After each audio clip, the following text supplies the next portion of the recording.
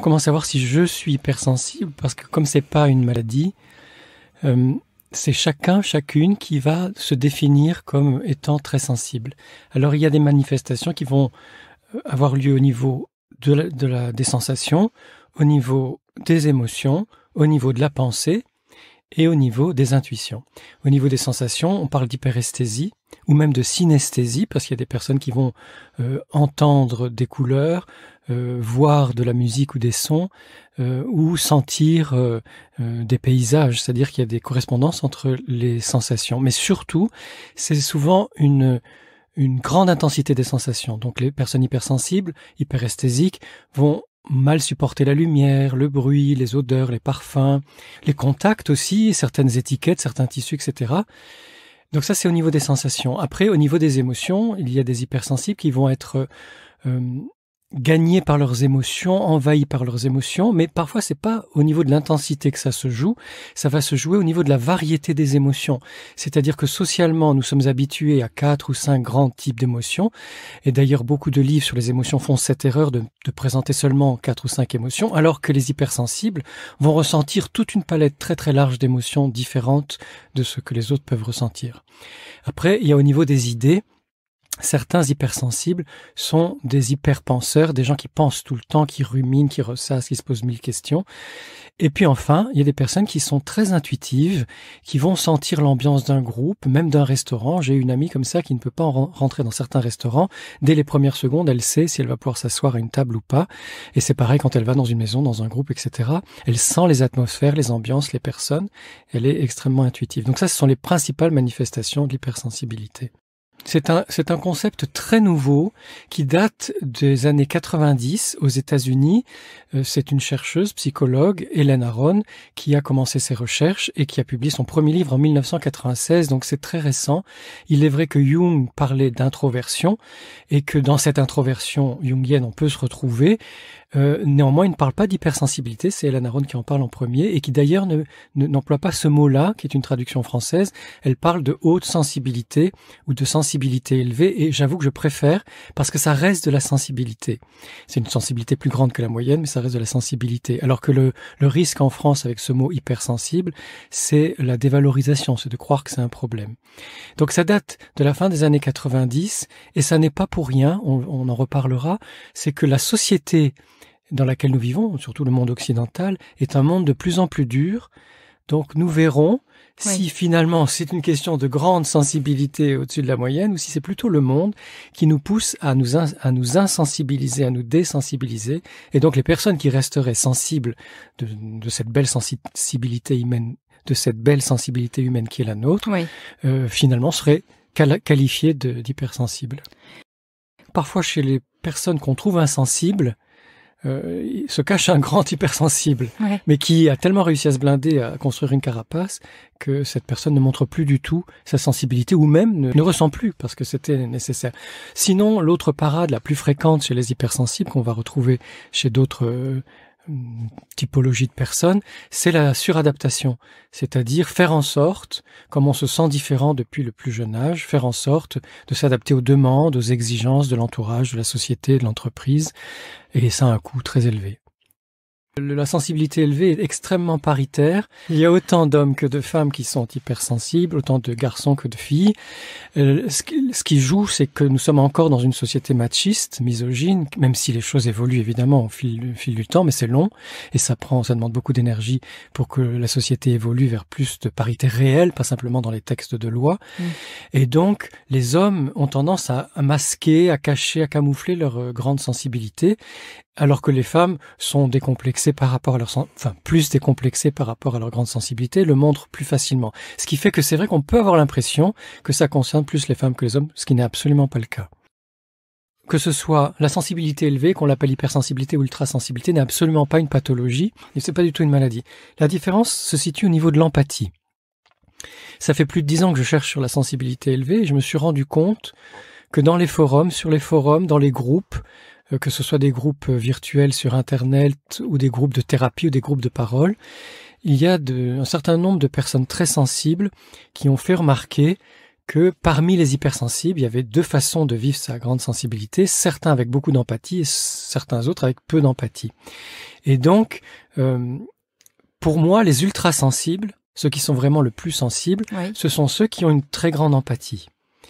Alors qu'il y en a qui vont, par exemple, être sensibles au bruit, aux lumières, ou qui vont penser beaucoup, qui vont avoir un certain nombre de caractéristiques de l'hypersensibilité, mais qui vont manquer d'empathie, ça se voit, et c'était d'ailleurs très étonnant au début, je n'arrivais pas à y croire, mais il y a un très grand nombre de témoignages qui viennent le confirmer, que certaines personnes hypersensibles manquent d'empathie. Donc c'est pour ça que j'ai créé ce nom ultrasensibilité ou ultrasensible pour désigner les hypersensibles hyperempathiques. Les études qui ont été faites par imagerie médicale sur le cerveau révèlent un certain nombre de choses.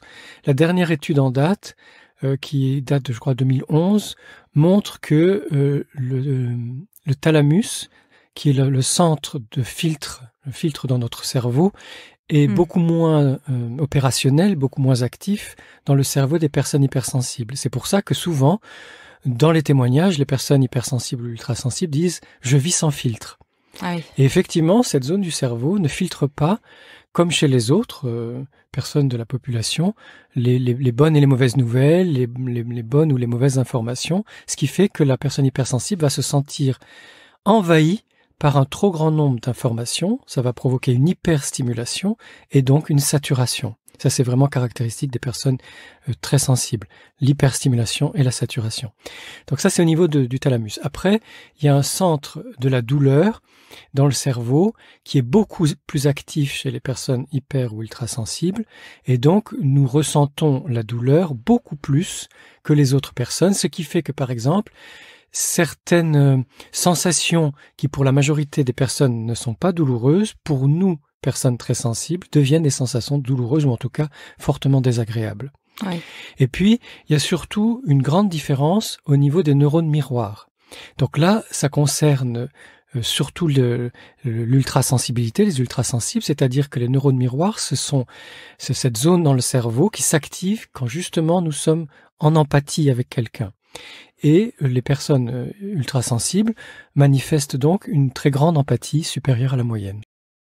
J'ai eu la chance de faire mes études au lycée musical, et c'est comme sport-études, c'est-à-dire j'avais classe le matin et musique l'après-midi, et j'étais très étonné parce que dans mes études musicales, je faisais aussi du théâtre, tous nos professeurs nous demandaient de développer notre sensibilité, d'exprimer notre sensibilité, et il fallait au contraire qu'on soit extrêmement sensible pour pouvoir être de bons comédiens ou de bons musiciens. Et alors qu'à la maison, ou dans un certain environnement plus social, c'était la demande inverse qu'on me faisait. Je vivais dans deux mondes qui étaient très différents. Je préférais bien évidemment le monde de la musique et de l'art, du théâtre, où j'adorais mes professeurs, j'adorais mes camarades, j'y passais le plus clair de mon temps, je faisais toutes les activités qu'on me proposait, j'y allais, j'y étais le week-end, les vacances, etc. Parce que pour moi, c'était un élément dans lequel je me sentais bien. Or, quand je suis devenu adulte et que j'ai continué la musique en amateur, mais que par mon métier, mes relations, etc., j'étais dans cette société qui n'aime pas la sensibilité, je me suis dit, il y a vraiment un problème social. Et c'est là que je me suis rendu compte que finalement, les personnes que l'on traite d'hypersensibles ou de trop sensibles sont des personnes qui vont bien, qui ont cette belle sensibilité humaine qu'on peut développer dans d'autres domaines, notamment artistiques. C'est vrai que les grands sensibles vont choisir des métiers qui vont vers la création, que ce soit l'art, que ce soit la communication, la publicité, le journalisme aussi, mais aussi les métiers de soins. Il y a des grands sensibles qui vont choisir d'être infirmiers, infirmières, aides-soignantes, etc., éducatrices, éducateurs. Et puis, il y a aussi des personnes qui vont choisir d'être enseignants, enseignantes, surtout dans les petites classes maternelles, écoles primaires. Donc oui, c'est vrai que quand on connaît sa grande sensibilité, on peut, au moment du choix d'un métier, choisir un métier qui va nous permettre de l'exprimer. On va trouver parmi les grands sensibles, hypersensibles et ultrasensibles, beaucoup de personnes très engagées dans l'écologie, ou en tout cas concernées par l'écologie, par l'agriculture biologique, par les médecines douces, naturelles, par toutes les alternatives qui permettront, je le souhaite de tout mon cœur, de tout mon être, qui permettront d'aller vers un monde moins pollué, moins violent, moins abîmé. Mais au jour le jour, on prend les transports, on travaille dans des entreprises qui sont pas forcément bienveillantes. Et effectivement, non seulement la sensibilité est mise à mal, mais elle est mal vue, voire moquée, raillée, dépréciée, etc. Depuis qu'ils sont petits ou petites, les hypersensibles sont mal vus se sentent en décalage en tout cas avec leur entourage parce qu'il y a une différence de sensibilité, donc de relation au monde, parce que une grande sensibilité, c'est une autre façon d'être au monde. Et ce décalage, cette différence, souvent, c'est vrai qu'il y a des familles et des écoles qui accueillent mieux la grande sensibilité, comme les écoles Montessori par exemple, oui. mais dans les écoles classiques, c'est plutôt vu comme une faiblesse. Donc cette différence et ces souffrances que l'enfant et l'adolescent ont vécues du fait de leur sensibilité, les ont poussés à être très attentifs par la force des choses, à être très attentifs à ce que les autres allaient penser d'eux, dire d'eux, faire contre eux ou sans eux. Et donc ça a développé une vigilance par rapport au regard ou au jugement des autres. Les hypersensibles ne sont pas forcément plus anxieux que la moyenne. Ah, oui. Donc il y a Ouais. des personnes anxieuses parmi les hypersensibles et il y a des personnes moins anxieuses ou pas anxieuses parmi les hypersensibles. Cela dit, là où la grande sensibilité va jouer, c'est dans l'intensité. C'est-à-dire qu'une personne anxieuse, hypersensible, elle va vivre son anxiété de façon extrêmement forte, de façon surdéveloppée. Et là, oui, effectivement, plutôt que de simplement voir quelque chose qui n'irait pas, on voit le pire, si on a cette tendance à exacerber ce qu'on ressent. Ce que j'ai découvert très récemment, et qui est confirmé aussi par d'autres chercheuses et chercheurs, c'est que tous les enfants sont hypersensibles jusqu'à 7 ans au moins. Ça, c'est très important et très intéressant. En fait, ça vient du développement du cerveau.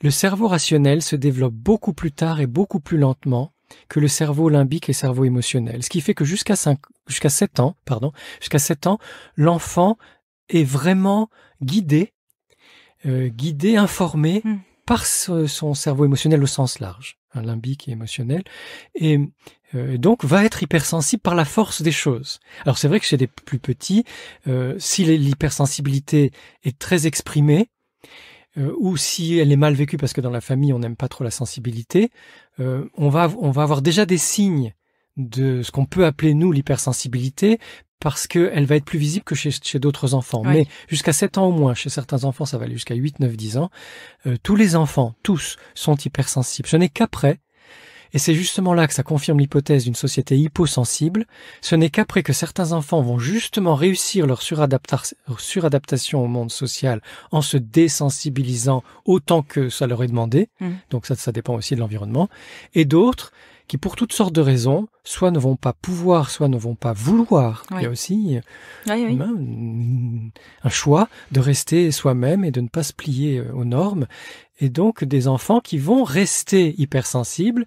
Mais si on était logique par rapport à ce que je disais depuis le début, on dirait que ces enfants-là restent sensibles dans leur belle sensibilité humaine et les autres émoussent, amoindrissent leur sensibilité.